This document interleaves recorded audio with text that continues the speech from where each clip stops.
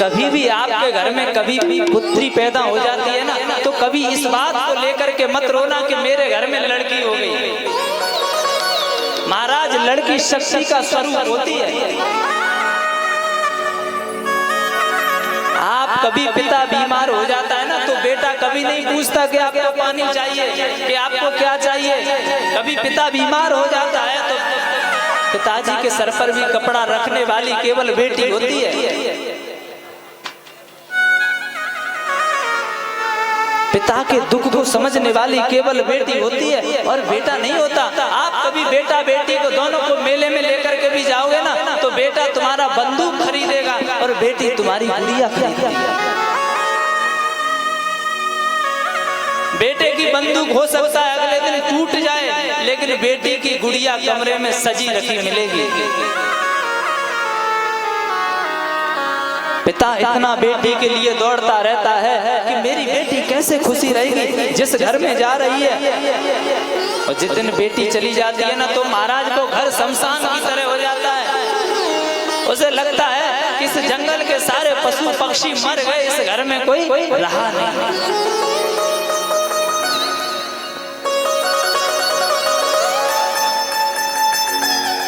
जो भाई बेटी, जिस बहन से भाई और बहन की 24 घंटे लड़ाई होती है ना, जब वो बेटी भी विदा होती है ना, तो भाई के हाथ को ऐसे पकड़ लेती है कि पता नहीं मेरा भाई मुझे कहाँ ले जा रहा है।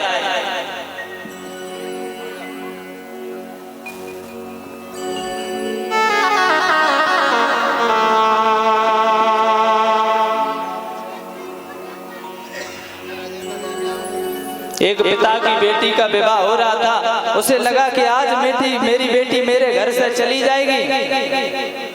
तो पता है पिता खंबा पकड़ करके रो रहा था। पिता दुनिया में सब कुछ देख लेता है, लेकिन जिस दिन उसकी बेटी की शादी होती है ना, शादी में भी बहुत कुछ दिखता है। उसे लगता है, और जब वो कन्यादान करता है ना, उसे बड़ी खुशी होती है। अपनी पत्नी से कहता है, सुनती हो जी, हम सोचते थे कि अपनी बेटी की शादी कैसे करेंगे, लेकिन भगवान ने देखो आज हमारे हाथों कन्या का दान करवा दिया। पिता पूरी रात जगता है, पूरी रात मेहनत करता है, इतनी भोजन के लिए मेहनत करता है कि मेरे कोई भोजन बनाया और किसी भी भोजन में थोड़ा सा नमक कम रह गया ना, तो लोग बाहर जाकर के कहते हैं भैया सब अच्छा था लेकिन दावत अच्छी। लाखों रुपए पे पानी फिर जाता है। बेटी के लिए इतना करता है, सब कुछ देखता है। जब बेटी विदा होती है ना, वो क्षण पिता नहीं दिखता है। भामर पड़ती हैं तो पिता देखता रहता है कि मेरी बेटी की एक भामर पड़ गई, दूसरी भामर पड़ गई, 6 भामर तक छाती पर पत्थर रख के देखता रहता है। जब 7वीं भामर पड़ती है, कहा जाता है कि बेटी अब पिता की नहीं रही, बेटी अब अपने पति की हो गई, अपने साजन की हो गई। तो पिता अपने आंखों को बंद करके और वहां से चला जाता है और वो दिखाई नहीं देता। पिता को जब विदा होती है ना बेटी, तो कहती है पिता मैंने क्या बिगाड़ दिया, तुम मुझसे दूर हो गए।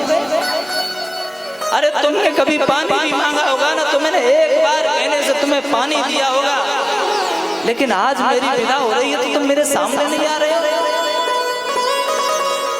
मैंने तो कभी तुमको कष्ट नहीं दिया।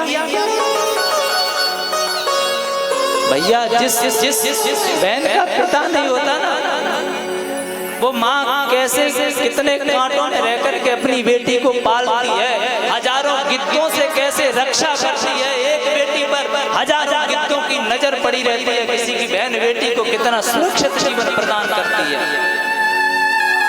आपकी बहन एक है और 1000 गिद्ध उस पे नजर डाले खड़े रहते हैं। जिस बेटी की विदा होती है, जिसका पिता नहीं होता ना, वो अपनी माँ से कहती है माँ मेरी जो सहेली थी ना, उसको भी उसके पिता ने विदा किया था, और मेरे साथ में जो पढ़ती थी उसको भी विदा किया था, लेकिन मैंने ऐसा क्या बिगाड़ दिया कि मेरा पिता मुझे विदा नहीं कर रहा। तो बेटी रोती हुई माँ कहती है बेटी तुम्हारा पिता इस दुनिया में नहीं है, और तू कभी ये मत सोचना कि तेरा पिता नहीं है, मैं हूं ना। मैं माँ ही तेरे पिता का धर्म तो निभाऊंगी, तू कभी चिंता मत करना, तू कभी ये बात सोच करके मन छोटा मत करना कि मेरा पिता ना ना ना, कभी भी बिल्कुल नहीं सोचना तू। और तू माँ का आशीर्वाद लेते ना चाहती है, चली जा कमरे में जा, पिता की तस्वीर लगी है और तस्वीर को देख करके जा आशीर्वाद ले ले। बेटी रोती रोती कमरे में जाती है और पिता की तस्वीर को देख करके कहती है, पिता क्या बिगाड़ा था रे मैंने जो तू मुझे आशीर्वाद देने के लिए आया? अरे सारी दुनिया अपनी बेटी को विदा करती है, लेकिन तू मुझे देखना नहीं चाहता।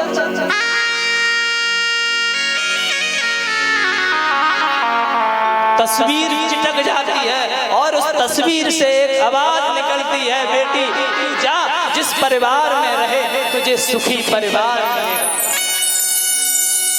भैया बहन तो वो होती है जो कभी अपने घर से चली जाए ना, अपने मायके में भी चली, ससुराल में भी चली जाए ना, तो उसको सबसे ज्यादा चिंता अपने माँ बाप की रहती है।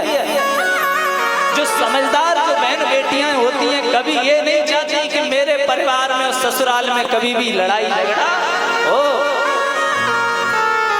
कितनी ऐसी बहन है, जब किसी का भाई जाता है ना मिलने बहन से, तो बहन की फटी साड़ी होती है ना, तो उसको छुपा लेती है।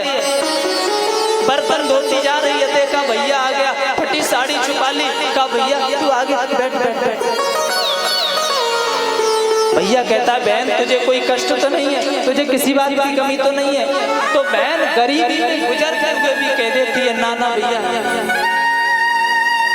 मेरे पिता ने मुझको बहुत अच्छे घर में कर दिया, भगवान का दिया सब कुछ, किसी बात की कमी नहीं है। लेकिन भैया तू कभी मेरे मम्मी पापा को मत दुखाना, क्योंकि वो मेरा कलेजा है और तुझे वो जिस कष्ट देना तू मेरे दरवाजे पर छोड़ जाना, लेकिन कभी बाहर मत करना, कभी मेरे पिता को धिक्कारना नहीं। पिता मेरी आत्मा है जिसने मुझे बड़े नाजों से पाला है।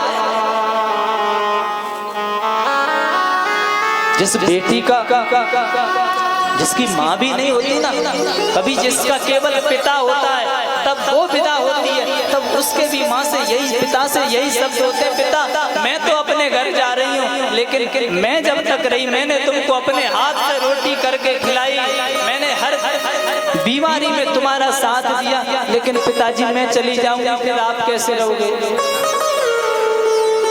तो पिता यही कहता है, बेटी मैं तो अपना जीवन काट लूंगा, लेकिन तू वहां जाकर के कभी किसी से लड़ना नहीं, कभी किसी से झगड़ना नहीं, क्योंकि तेरी माँ नहीं है ना, तुझे कौन समझाएगा?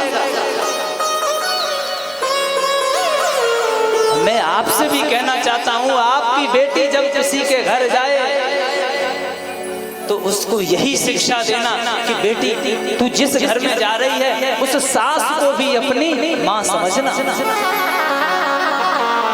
और जितनी यहाँ सास बैठे हैं मैं उनसे कहना चाहूंगा, किसी की बेटी आपके घर में जाकर आती है तो उसको कभी बहू मत समझो, वो आपकी बेटी है, उसको बेटे की भांति समझो। यार छोटी सी कोई बात हो जाती है, सासू डांट देती है, तो बहन तुरंत अपने घर पे फोन कर देगी कि मेरी माँ मुझको ऐसे मारती है, इतना डांटती है। क्या तुम्हारी माँ कभी मारती नहीं थी? क्या तुम्हारी माँ ने कभी तुम्हारे चांटा नहीं लगाया? जब चांटा लगा दिया, यदि तुम्हारी माँ ने तुम्हारे गाल में चांटा लगाया तो तुम चुप होकर के सुनती रही, और आज सासू ने लगा दिया तो तुमका इतना बुरा लग गया कि तुमने फोन कर दिया।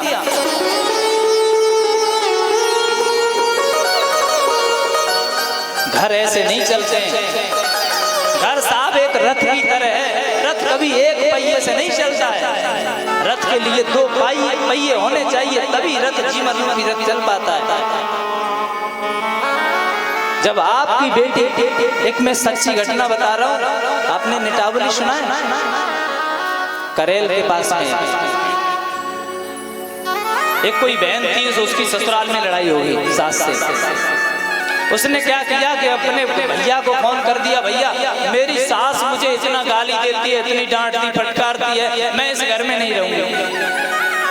भैया क्या किया कि ट्रैक्टर लेकर के 40 आदमी भर के उसके गांव में पहुंच गए। महाराज वो गांव भी इतना बड़ा चला था कि 40 गए थे चल करके, उधर से उन्होंने इतना अत्याचार किया कि 40 में एक भी व्यक्ति वहां से होश में लौट करके नहीं आया। 40 की जान खा करके वो अभी भी जिंदा बैठी है। आपकी बेटी कभी घर में जाए तो उसको एक ही शिक्षा दो कि मानिए दुलारी मेरा कहना, इस भांति रहना जाके ससुराल में। मानिए दुलारी मेरा कहना, इस भांति रहना जाके ससुराल में। मानिए दुलारी मेरा कहना, इस भांति रहना जाके ससुराल में। मानिए दुलारी मेरा कहना, इस भांति रहना जाके ससुराल में।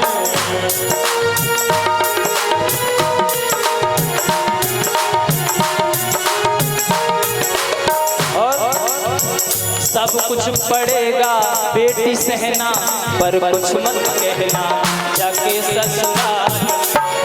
सब कुछ पड़ेगा तुझे सहना, पर कुछ नहीं कहना जाके ससुराल में। मानिए दुलारी मेरा कहना, तू बेटी रहना जाके ससुराल में। मानिए दुलारी मेरा कहना, पर कुछ मत कहना जाके ससुराल में।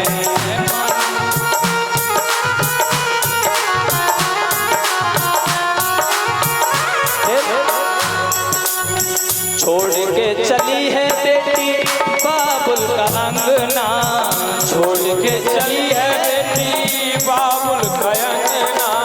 छोड़ के चली है बेटी बाबुल का अंगना। छोड़ के चली है बेटी बाबुल का अंगना। संग की सहेली तेरे जाए कोई संग ना, संग की सहेली तेरे जाए कोई संग ना।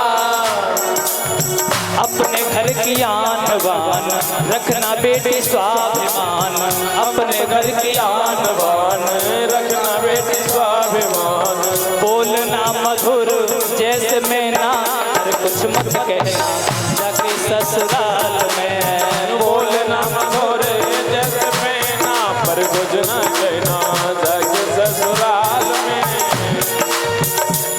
और जब बेटी विदा होती है तो माँ शिक्षा देते हुए कहती है बेटी से, माता के समान अपनी सासू को समझना। माता के समान अपनी सासू को समझना। माता के समान अपनी सासू को समझना। माता के समान अपनी सासू को समझना।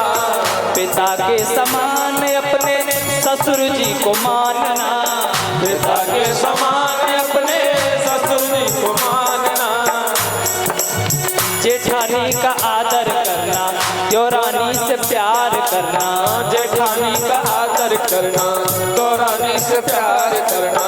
जेठानी का आदर करना, देवरानी से प्यार करना। जेठानी का आदर करना, देवरानी से प्यार करना। इन्हीं को समझना अपनी बहना, पर कुछ मत कहना जाके ससुराल में। इन्हीं को समझना अपनी बहना, पर कुछ नहीं कहना जाके ससुराल में।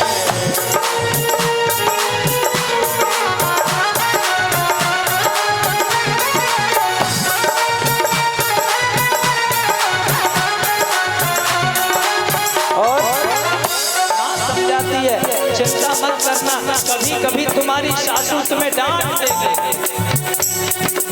कभी कभी सासू तेरे कड़वे बोल बोलेगी। कभी कभी सासू तेरे कड़वे बोल बोलेगी। कभी कभी सासू तेरे कड़वे बोल बोलेगी। कभी कभी सासू तेरे कड़वे बोल बोलेगी। मार मार ताने तेरे हृदय को बिछोलेगी। मार मार ताने तेरे हृदय को बिछोलेगी। कुछ मत बोलना मुँह मत खोलना तो, कुछ मत बोलना तो मुंह को खोलना तो, कुछ मत बोलना तो मुंह मत खोलना तो, कुछ मत बोलना तो मुंह मत खोलना तो, नीचे को झुका के रहियो नैना, कुछ मत कहना जाके ससुराल में, नीचे को झुका के रहियो नैना, पर कुछ ना कहना जाके ससुराल में। मानिए दुलारी मेरा कहना, पर कुछ मत कहना जाके ससुराल में, मानिए दुलारी मेरा कहना, पर कुछ नहीं कहना जाके ससुराल में।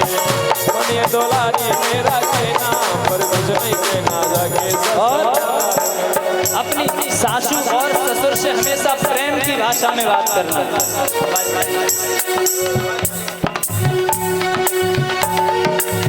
कंठ श्री कंठ तेरा कोयल के समान होवे, कंठ श्री कंठ तेरा कोयल के समान होवे, कंठ श्री कंठ तेरा कोयल के समान होवे, कंठ श्री कंठ तेरा कोयल समान होवे, होठों की लाली तेरी मधुर मुस्कान होवे, होठों की लाली तेरी मधुर मुस्कान होवे, भलाई की बिंदिया तेरी नेकी की नथनिया तेरी, भलाई की बिंदिया तेरी नेकी की नथनिया तेरी, लज्जा है बेटी तेरा कहना, कुछ मत कहना जाके ससुराल में, लज्जा है तेरा कहना, पर कुछ नहीं कहना जाके ससुराल में। मानिए दुलारी मेरा कहना, पर कुछ मत कहना जाके ससुराल में, मानिए दुलारी मेरा कहना, पर कुछ नहीं कहना जाके ससुराल में। मानिए दुलारी मेरा कहना, पर कुछ नहीं कहना जाके ससुराल में, पर कुछ नहीं कहना जाके ससुराल में। और इसी मंत्र में ये कलश